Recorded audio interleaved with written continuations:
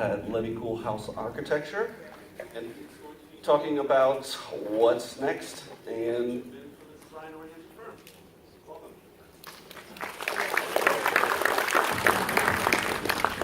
Can you all hear me okay? What? Yeah. Okay, awesome. Great. So, of course, it's always a bigger room from up here than it looks from back there. Good morning, everyone. So it's really been great watching the first two presentations and seeing the degree to which BIM is being used not just for improved documentation and coordination and clash detection, but also for actual design work. And that's what I'd like to talk about this morning in my time. And when Karen shared with me what the topic was for this year's symposium, BIM, what's next, it occurred to me that it might be fruitful to look at what's next week versus what's next year. So that's kind of, the official talk is BIM for the design-oriented firm. But I'd like to emphasize some of the ways in which our small firm is using BIM in the immediate, in maybe not quite as radical or novel ways as what's on the bleeding edge, but in ways that are functional and practical to our practice next week, or even this week. So a little bit of background, I practice architecture in Austin, Texas, and for the vast majority of my career I've been working in small firms with a couple of stints in larger firms. And my current practice, we have a total staff of 4, myself, my partner, and a couple of staff people. So very different environment from some of the other firms. Probably about 85 or 90% of our portfolio is residential work, a lot of single-family detached residence, and some commercial projects. And we've been using building information modeling workflow in one form or another, and part of that we is kind of the royal we, because for a long time I was a solo practitioner. Probably since about 1999 or so, 2000, before I even had heard of the term BIM. And we use sort of an end-to-end process for BIM, which is to say that we're doing building information modeling at a conceptual, pre-design, schematic design level, and we're following the BIM model all the way through construction, which may be quite typical for larger firms, but that's not necessarily typical for smaller firms. And then, well, anyway, so enough about that. So this is an example of an early BIM project. This is something that little house I did, rural Texas, in 1999, and that project had some geometrical complexity to it. Weren't a lot of right angles. There was a curved parabolic hyperboloid roof, and it quickly became evident that we couldn't sort of draw this project and then from the project generate 2D drawings that we would then, or 3D models. We had to actually model it first and then extract drawings from that model. So, let's see, do that.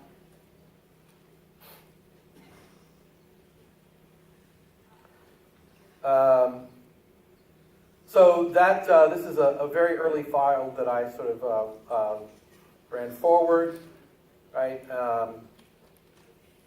And you can see from the floor plan that a lot of internal angularity to it.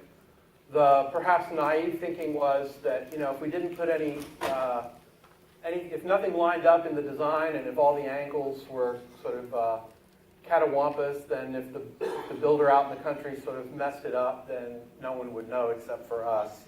Doesn't really work that way though. And so all of the elevations were derived from the model, and this is very early days, so these are actually static drawings that are just extracted from the model. They weren't live at that time, so it's sort of one directional.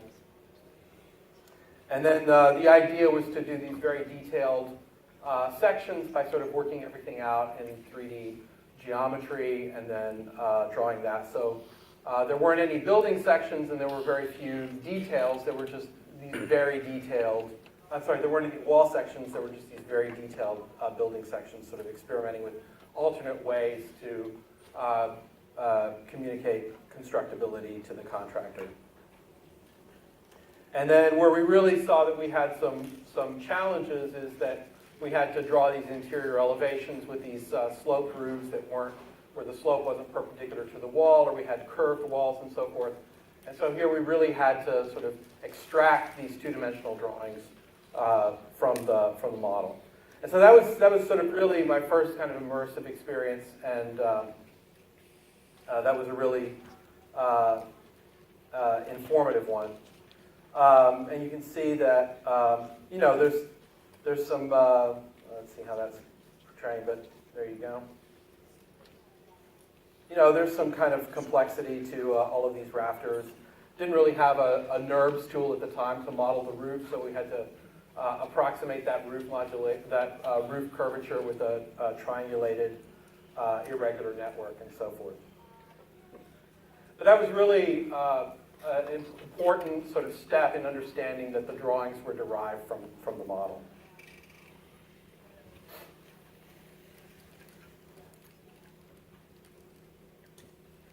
So when I look at how we're actually using our time in projects and how we apportion our manpower, our work power, or to be crass, our fee, it looks something like this, right? Like the vast majority of our time is spent in CDs because of the requirement for detailed documentation for these single-family projects. And this is, pretty common sort of bar graph breaking down, how architects traditionally have apportioned their fees. And as many people have found, what we find is that what's happening with BIM is that we're using a lot more time in schematic design and design development, and even if our total time is the same, we end up with this surplus amount of time. In other words, we're more efficient. And as a result, what we've done is we've been able to, instead of devoting 15% of our time or so to CA, which is sort of the typical allocation, we're doing CA phases now that are 25 or sometimes 30% of our time. Or we're spending more time in schematic design and able to make some more intense design decisions. And that's really been useful for us.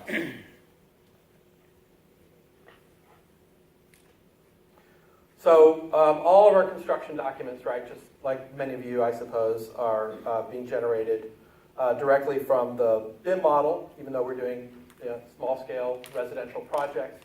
Looks something like this, and all of these are live, obviously.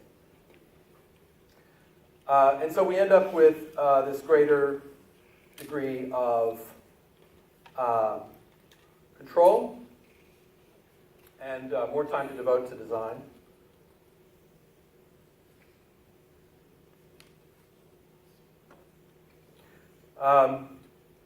And so, a tiny little project like this,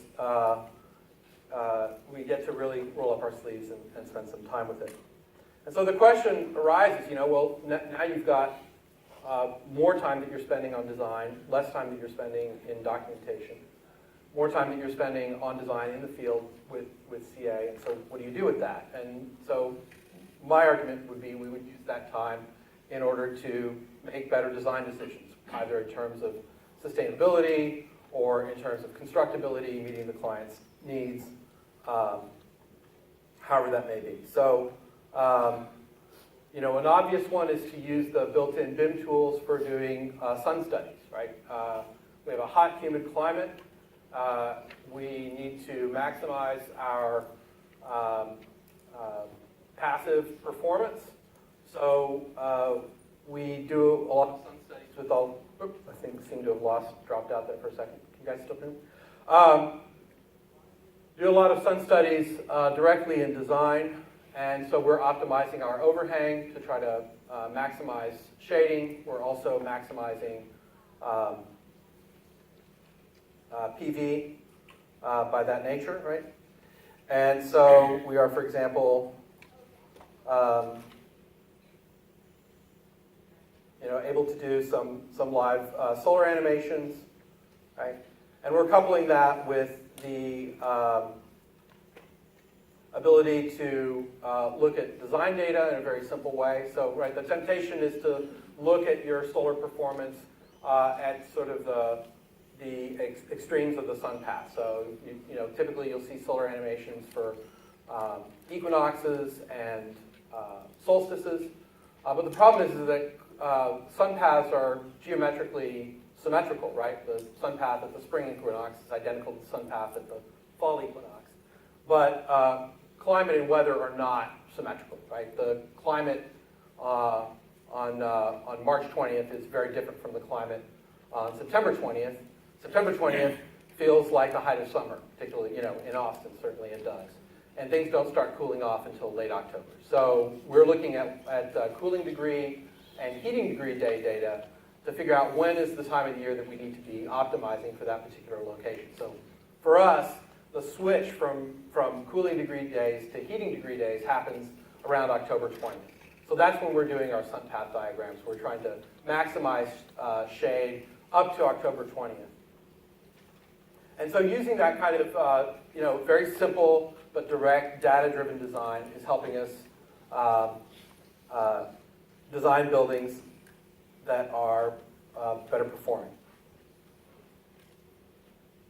So a lot of BIM tools are now building in energy analysis, and I want to use that word very carefully. Talk about energy analysis, not energy modeling. And so the idea is, as the previous speaker was talking about, not that we're making final energy performance or energy modeling decisions as architects, but that we're, I think of it as we're getting it to the 10-yard line, or we're doing 90% of the decision making, so that we're not doing too much energy modeling too late in the design process to make a difference. So between looking at envelope design and appropriate U values and thermal bridging details and so forth, using some of these built-in tools to make a determination, even in schematic design, what is an appropriate R value for our envelope, given the kind of footprint that we have in mind, and working our way back to a wall assembly based on that quantitative analysis, rather than starting from, well, here's the wall system we're going to use, and then once we're 80% of the way through CDs, let's energy model this and figure out if we got it right or not. So the idea is to use the data early on in the design process in order to inform that decision. The model and the design isn't mature enough that you can do accurate energy modeling, because energy modeling requires very specific data in terms of patterns of use, equipment used, occupancy patterns, and even very specific determination of systems and assemblies. But rather we want to make these first order decisions so that we're not just looking, for example, at the ratio of window to wall, but we're looking at the south-facing glass relative to the interior thermal mass, right? So that's a takeoff that you can do from your BIM model in an automated fashion, so that you have an appropriate amount of glass so that you're passively heating in winter and not overheating in winter and getting appropriate shading in summer.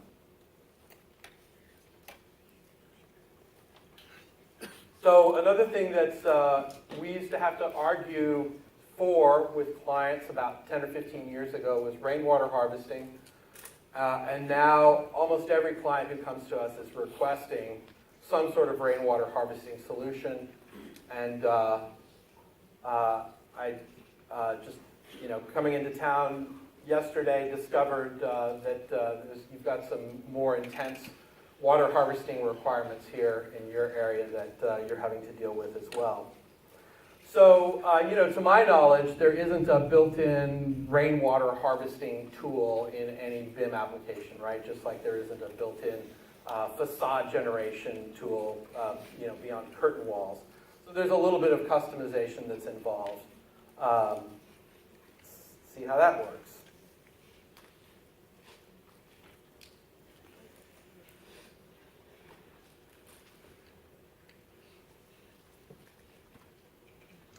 So this is a single-family residence completed about a year or so ago.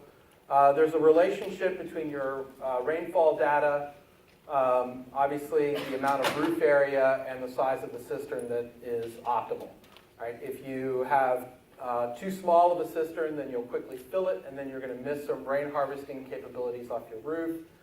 If the cistern is too large, that's great. You'll store a lot of water, but you may not need all that water, and cisterns cost about $1 a gallon. So why spend an extra $10,000 for this project if you don't need to? So the idea is to optimize that cistern size. So this is just a very simple worksheet. Could have been developed in Excel. In fact, I think the earliest iterations that I had of this worksheet years and years ago were Excel driven. And some of the data, I have to manually plug it in by doing a quick search. Generally, I look at, do a search for the town, or the latitude and longitude and climate data, and within seconds I've got month-by-month breakdowns. You could obviously automate that with a script. That would be really cool. Whether you're, variety of different scripting solutions for that. The available roof footprint is dynamically derived from the roof area. So it's not the actual roofing material, but it's the planned projected area, sort of what the rain cloud sees, as it were.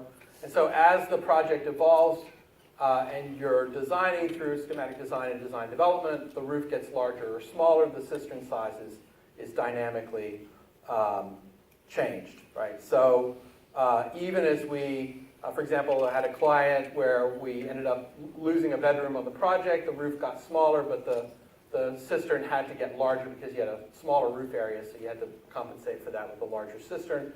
And that sort of played into sort of the costing repercussions.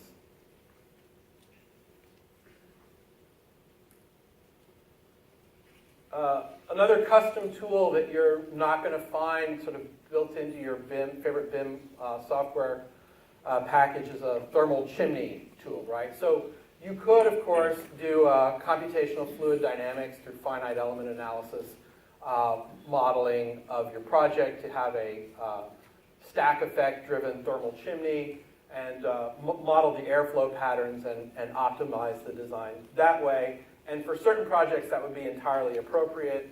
But for most of my clients, that would be a hard sell for me to tell them, hey, we're gonna hire a mechanical engineer here to do some CFD analysis. So instead, ASHRAE has some pretty great standards and the Handbook of Fundamentals that approximate your airflow based on thermal chimney properties, the relative height difference between your inlet and outlet, relative area differences, right? These are all things that can be queried from the BIM model, so that as you increase the amount of glass in that thermal chimney, as you increase the amount of glass over here, right, make that larger or smaller directly in your BIM model, your worksheet calculates. I don't use it to promise that I'm going to predict to a client, well, you're going to get this CFM from your project. Rather, what I'm doing is using it as a design tool to evaluate, should I make that thermal chimney taller? Should I make it more squat? What are the architectural and performance implications of those decisions? So on this particular project, we had this lavish site, right? Like it's a rural project, 16 acres. You think, well, I can put the house anywhere I want on 16 acres. And surely somewhere on the site there's going to be a location that's absolutely optimal for everything. The shortest possible driveway, because those are expensive, if you have a 2,000-foot long driveway, or the best contour performance or the best solar performance. But of course, in reality, it never worked that way. So once we had identified the general siding of the building, it turned out that the topography was not really cooperating. If we designed the house with an optimal axial orientation, long axis east and west to minimize western and eastern exposure, maximize north and south, we ended up with a really terrible site problems. So here we're optimizing the site, we're laying it parallel to the contours, do a cut and fill calculation from our dynamic site model. So we can minimize cut and fill. It's just down to 100 cubic yards. The building's only 3.5 feet out of grade, which is great because there's an aging in place component in the client brief. But we're 50 degrees off of south azimuth, which means our PV performance is going to be terrible, and passive shading through roof overhangs is also going to be pretty suboptimal.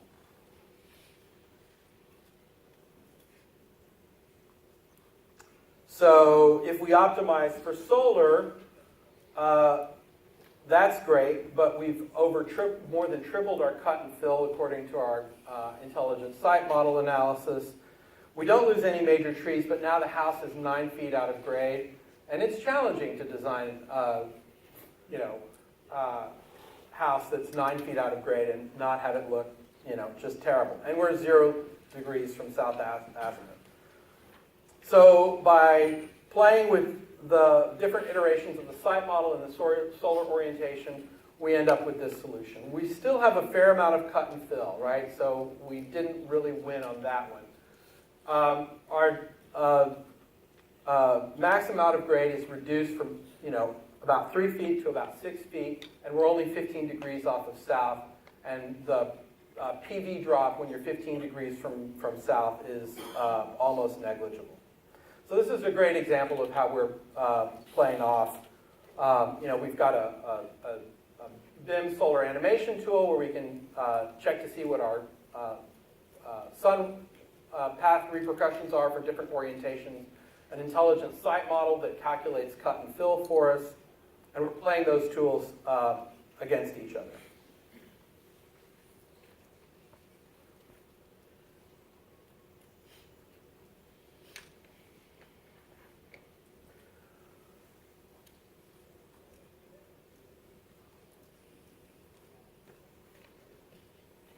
So I like cantilevers. Do you like cantilevers? I do.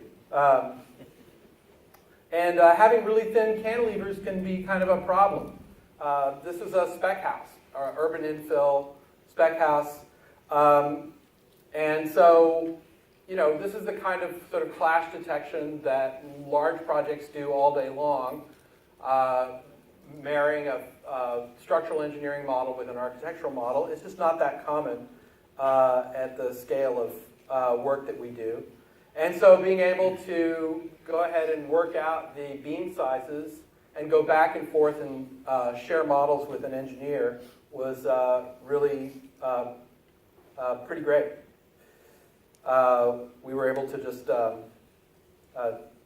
make that change and optimize these beam sizes, could isolate exactly where I needed the beam cut for my engineer, and away we went, and managed to get that cantilever.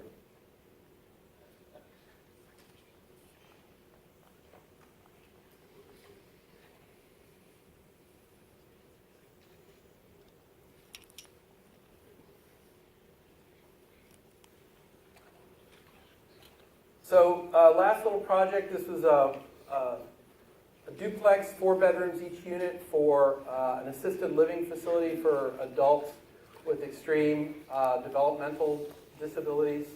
Kind of an interesting project. Again, probably going to phase the PV in here, but needed to optimize the solar shading, and then used a thermal chimney as we like to do.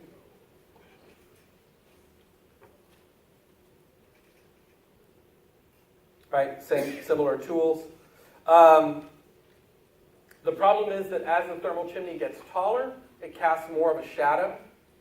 And so this was a case where, once again, we were using these tools, kind of a suite of handmade tools for the PV, for the thermal chimney calculator, looking at something as simple as PV watts to optimize the solar array, and then placing the solar array through a series of animations going back and forth iteratively between the thermal chimney and the solar array so that we didn't shade the PV.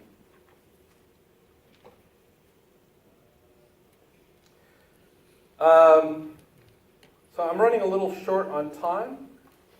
I think we just have a couple of minutes left, so I'd be happy to entertain some questions. For my shameless self-promotion segment of the talk, I've got a book that I wrote about a lot of these techniques that's out at the Vectorworks table out in the lobby, and you're welcome to snap a photo of the QR code that's there or grab one of my cards and leaf through the samples, and I'd be happy to answer any questions.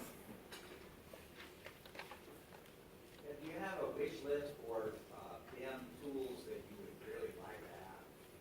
Do I have a wish list for BIM tools that I'd really like to have?